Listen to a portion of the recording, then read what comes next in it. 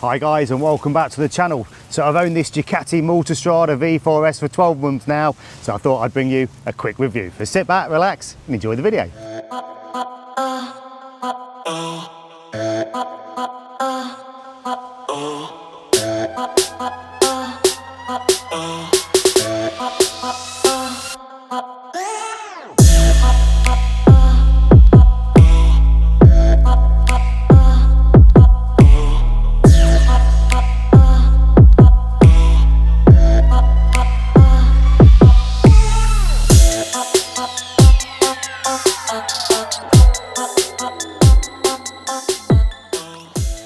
So let's start with the aesthetics, guys. I've got to say I'm super pleased with the look of this bike. That's one of the reasons I went for it in the first place. I might sound a little bit biased, but the Italians certainly know how to design a motorbike, and this Adventure Tourer is second to none. It stands out from the crowd and it looks super cool. The mighty V4 engine. For those that have been following my channel would know that I've got a Ducati Street Fighter V4S. I found that engine to be superb and I couldn't wait for it to come out in the Multistrada. Super smooth, super powerful, 170 brake horsepower. You don't need any more in these bikes. And again, I've been super happy with the Brembo Stylema calipers. They've worked really well. Put them on the track, worked fantastic. It did eat the brake pads up on track though. If you've not seen that video, I'll pop the link in the description. Be interesting to see what you guys are doing, as in replacement pads. Have you just stuck with the Brembos? Have you gone for a different brand? Let me know in the comments below. As for the tyres, again, they've absolutely been fantastic for what I've been using it for. It's nice to do this 12-month review where we've been in all sorts of weather. They've been great in the rain, they've been great on track. You can see the evidence there from the Donington Park track day that I did. I mean, there's guys out there, I've seen these on the track that have been pushing a lot harder than me, and they've been super happy with them. I've done 4,200 miles on these and they've still got plenty of wear in them. So again, let me know what you guys think. Would you stick with the Trail 2 Scorpion Pirellis, or have you found something better? Pop it in the comments below. Right, tank range. So yeah, all in all, we all know these bikes are really bad on fuel. I'll be honest, it's not been a problem for me. I've never got to the point where I've been like panicking because I'm running out of fuel. I didn't buy it because it does how many miles to the gallon. I think that was the least of my worries. We've got a 170 brake V4 engine in there. It's an absolute beast of a bike. If you're worried about fuel consumption, then you wouldn't buy one of these bikes. I know Ducati have brought out their rally version, so you can get the 30-litre tank now. My only concern would that be is how much top heavy that would be. They can be a little bit top heavy, these bikes, when you're moving around, etc. I'm not sure I'd certainly want to be taking it off-road with 30 litres of fuel in the top. But all in all, it's not been a problem for me. So I've been impressed with the screen as well. That's been kind of working really well on the motorways, etc. Easy just to pop up and get that adjustment there. If you're a taller guy, probably might not work so well. Me at 5'9", it's been absolutely perfect. Just enough to duck behind and just get out that wind. So one thing I have added on this bike, which is a bit of a negative, is buffering. But I'll be honest, I've been doing some crazy speeds with the luggage being on it as well. And you get a little bit of wobble, a little bit of shake. If you are, going to be riding at some high speeds with the luggage, with the screen up, you will get it, and I'm sure you'll get it on all of these big bikes.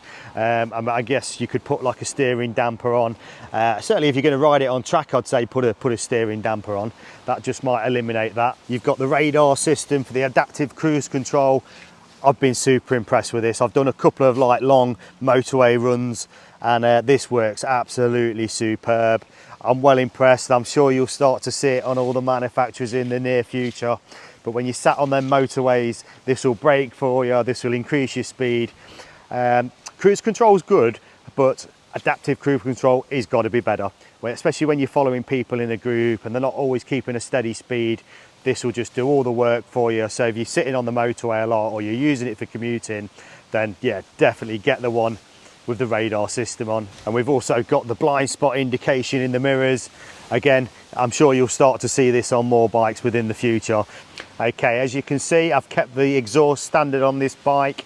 This is the V4S. It didn't come with the full system. I've got the radar system on this. I didn't go for the carbon mudguard, and I didn't go for the Akropovich exhaust system, purely on the basis that I know we now live in this world where we've got to be Euro 5 compliant.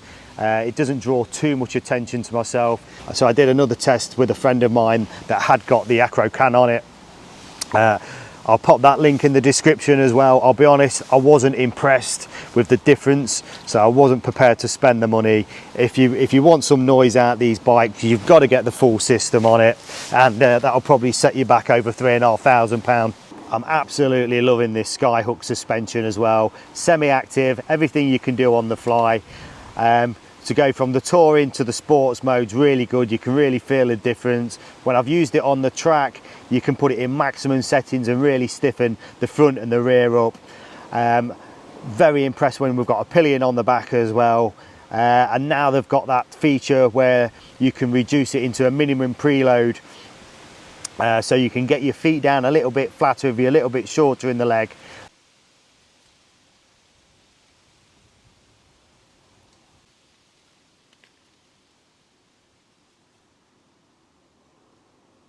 So the heated grips work well. I use them all the time, to be honest. I'm a bit of a wimp when it comes to the cold.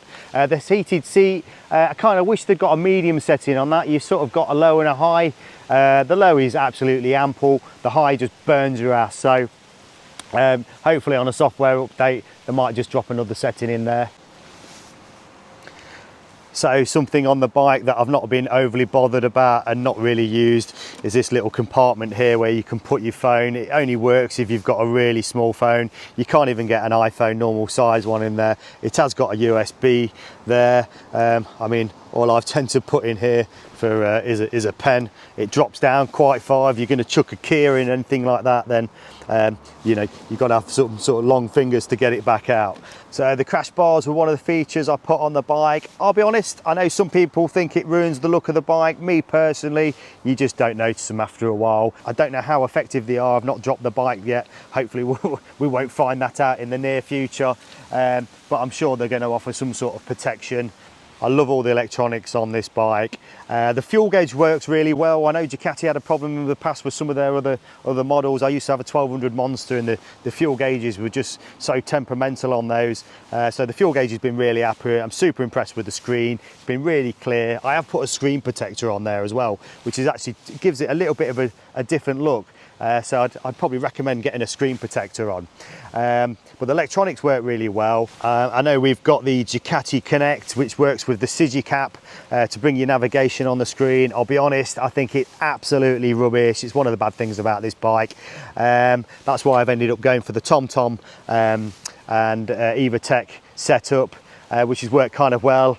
EvaTech have done a fantastic job with this bracket that just fits nicely behind the screen. I think you can get one for the Garmin and you can get one for the TomTom. I just tend to put the sat nav on when I'm going on the longer distances, and I don't think it spoils the look. As for the SYGIC app, yeah, I just thought it was absolutely pointless and just overcomplicated, didn't work. So I don't know anybody that's actually bothered with it. I did a video on that as well. I'll pop that link in the description if you want to know more about that. So what's it like for the pillion? Well, I wouldn't know. This is the first time I've been on the back of my own bike. But to be honest, the seat feels really comfortable. You've got these grab rails here and you've got the top box on the back, which I think is super important if you are going to do some distance. It's got a bit of a backrest there as well, but that kind of feels really comfortable, as good as the actual sort of rider's seat as well. So the good thing about the rear seat as well, it's got an independent switch there between your legs that you can use to turn it on and off in them colder winter months. So there we go, guys, that's my little feedback for the 12-month review on this bike. The Ducati Multistrada V4S. It's very hard to say negative things about this bike. Every time I go on it, it puts a smile on my face. It's so well built and performs absolutely fantastic, whether it's on track or on the road. And the other good thing is you can use it all year round. So we've got the autumn and the winter months coming up now, and we can still use this bike all year round. So I hope you like the video, guys. If you're not subscribed to the channel, please do so. Give us a like, and I'll see you in the next one.